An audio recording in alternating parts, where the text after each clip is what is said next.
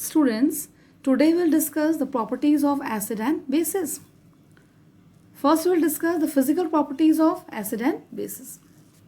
Now, acid, they are sour in taste. Bases are bitter in taste.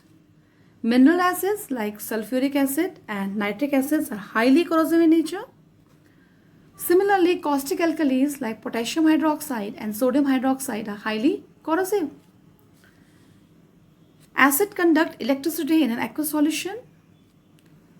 Bases are strong electrolyte. Bases are soapy to touch.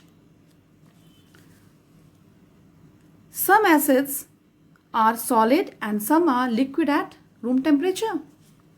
For example, boric acid and oxalic acids, they are solid. Acetic acid and formic acid, they are liquid. Volatile acid vaporize easily at room temperature or heating at about 100 degrees centigrade. Sulfuric acid is non-volatile acid. It is liquid.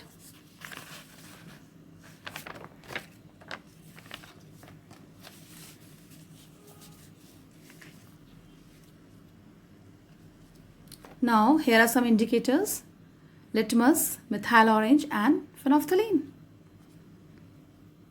They show color change in acidic medium.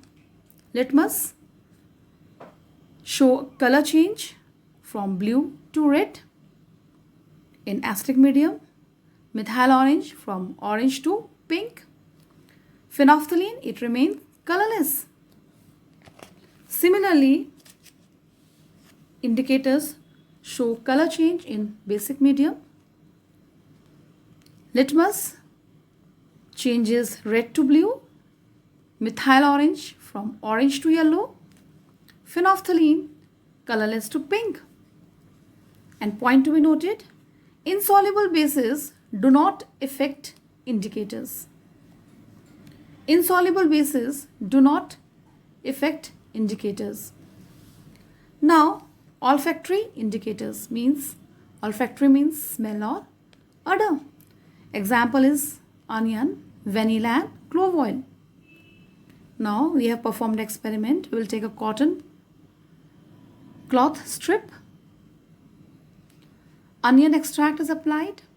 Basic solution of sodium hydroxide is added. And we will notice that onion smell cannot be detected. Whereas when we will take a cloth strip, onion extract is applied, acidic solution is added, onion smell not destroyed. In acidic medium, onion smell not destroyed. The red cabbage extract remains red in acidic solution, whereas red cabbage extract turns green in basic solution. Now, after this, we will deal with chemical properties of acids. First, the reaction of acids with active metals. Now, both dilute hydrochloric acid and dilute sulfuric acid, they react explosively with active metals like sodium, potassium and calcium. Whereas, with less active metals like magnesium and zinc, they react moderately.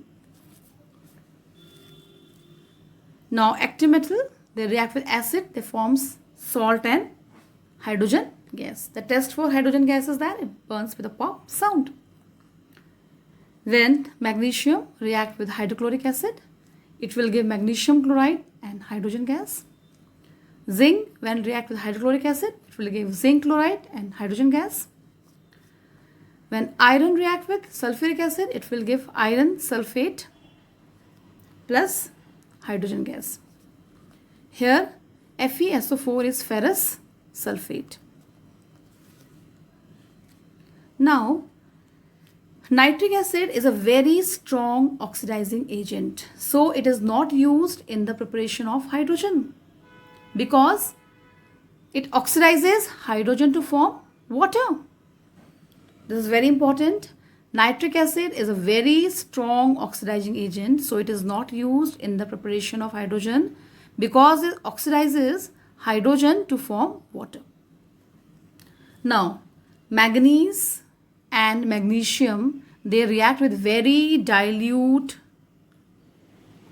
nitric acid to produce hydrogen. That is 1% of acid. Manganese, when react with very dilute nitric acid, it gives manganese nitrate and hydrogen gas. And when magnesium react with very dilute nitric acid, it gives magnesium nitrate and hydrogen gas. Second is neutralization. Now here acid neutralizes base to form salt and water. Now acid, here we have used sulfuric acid and nitric acid. When sulfuric acid reacts with copper oxide, it gives copper sulfate and water. When nitric acid reacts with sodium hydroxide, it gives sodium nitrate plus water.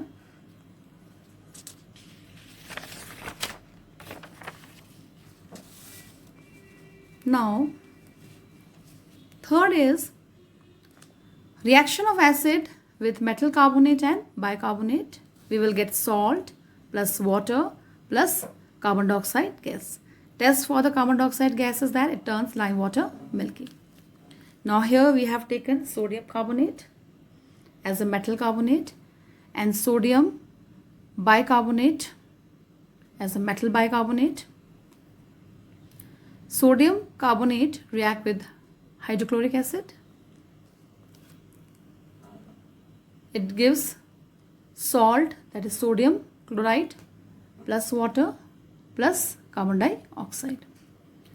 Similarly, sodium bicarbonate react with sulfuric acid.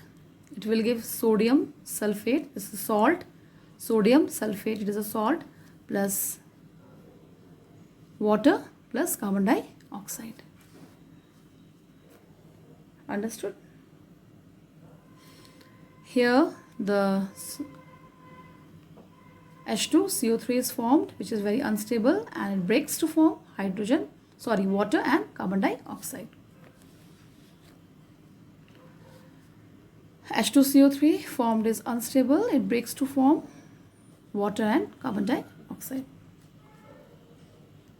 Now calcium carbonate, it reacts with hydrochloric acid to form calcium chloride plus water plus carbon dioxide. Calcium hydrogen carbonate, it reacts with hydrochloric acid to form calcium chloride plus water plus carbon dioxide gas. Again I am repeating, calcium carbonate react with hydrochloric acid to form calcium chloride plus water plus carbon dioxide. Calcium hydrogen carbonate react with hydrochloric acid to form calcium chloride plus water plus carbon dioxide. This is a very important note.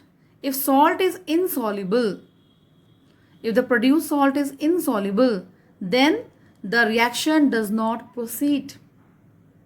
So we do not expect lead carbonate to react with HCl or sulfuric acid. Again I am repeating, if the salt is insoluble, the salt produced is insoluble, then the reaction does not proceed.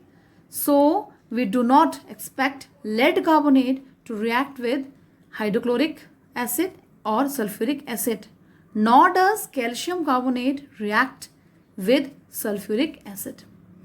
Nor does calcium carbonate react with sulfuric acid.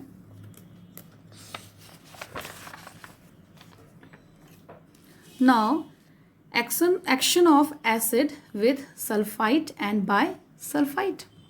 It forms salt, water and sulfur dioxide gas. Calcium carbonate reacts with hydrochloric acid. It forms calcium chloride plus water plus sulfur dioxide gas. Sodium hydrogen sulfite, or we can say sodium bisulfite, when react with hydrochloric acid, it forms sodium chloride plus water plus sulfur dioxide gas. Now action of acid on sulfides. zinc sulfide and iron sulfide. When the metal sulfide, it reacts with acid, it forms salt plus hydrogen sulfide. Hydrogen sulfide gas smells like a rotten egg. When zinc sulfide reacts with hydrochloric acid, it gives zinc chloride plus hydrogen sulfide gas.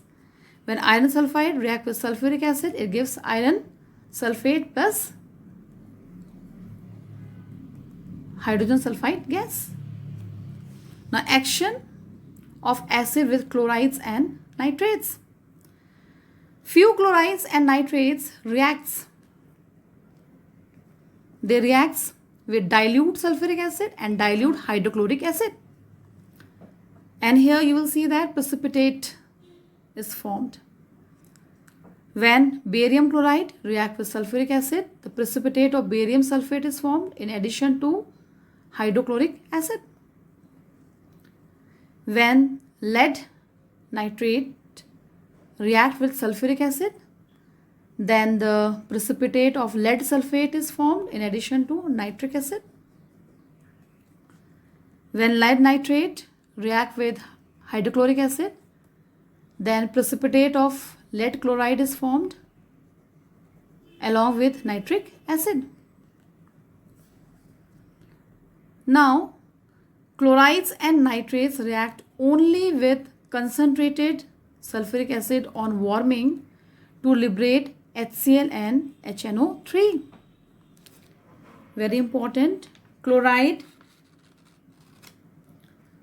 and nitrate. Otherwise, chlorides and nitrates react only with concentrated sulfuric acid on warming to liberate hydrochloric and nitric acid. So here sodium chloride react with concentrated sulfuric acid and the temperature is below 200 degrees centigrade. It will form an acidic salt, that is sodium hydrogen sulfate and hydrochloric acid. When sodium chloride react with concentrated sulfuric acid above 200 degrees centigrade, it forms normal salt, that is sodium sulfate and hydrochloric acid.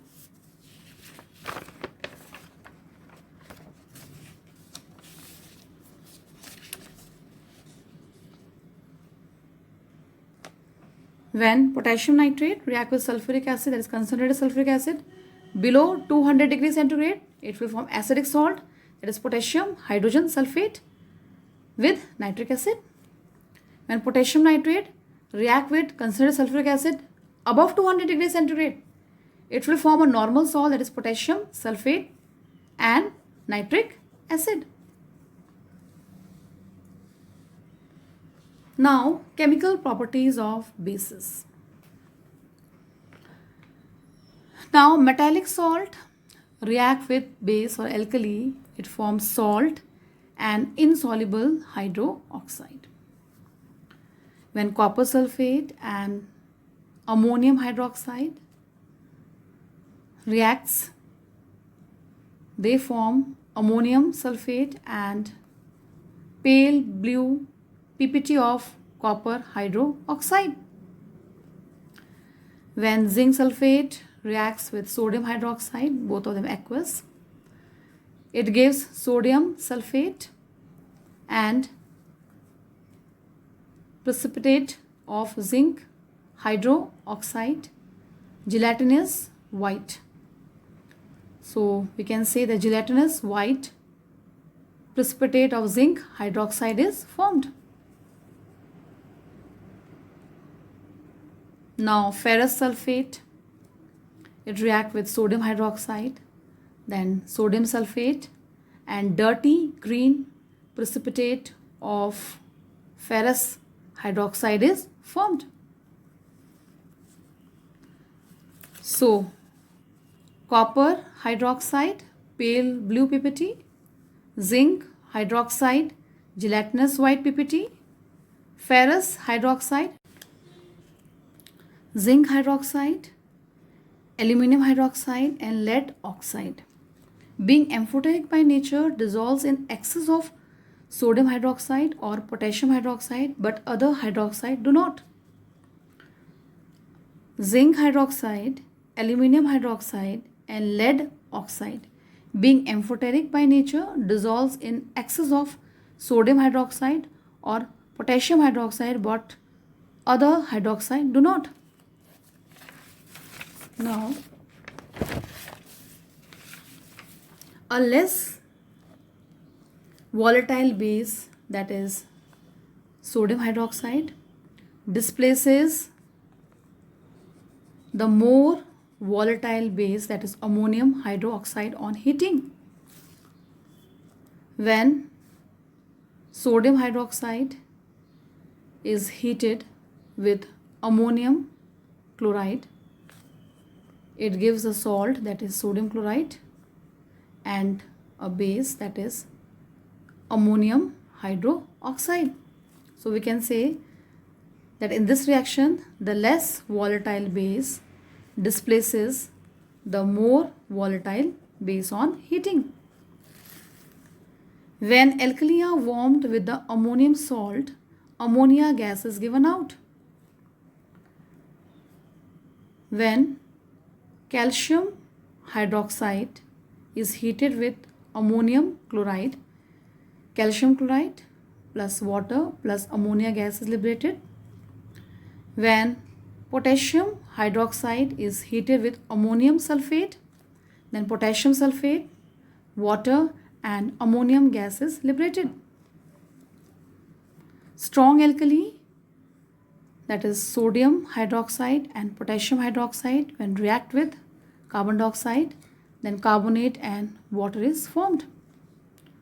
When sodium hydroxide react with carbon dioxide, then sodium carbonate and water is formed.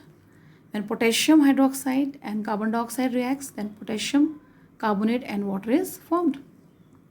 Base or alkali, when react with acid, it forms salt and water. Calcium hydroxide react with hydrochloric acid to form calcium chloride and water. Calcium hydroxide reacts with hydrochloric acid to form calcium chloride and water. Ferrous hydroxide react with hydrochloric acid to form ferrous chloride and water.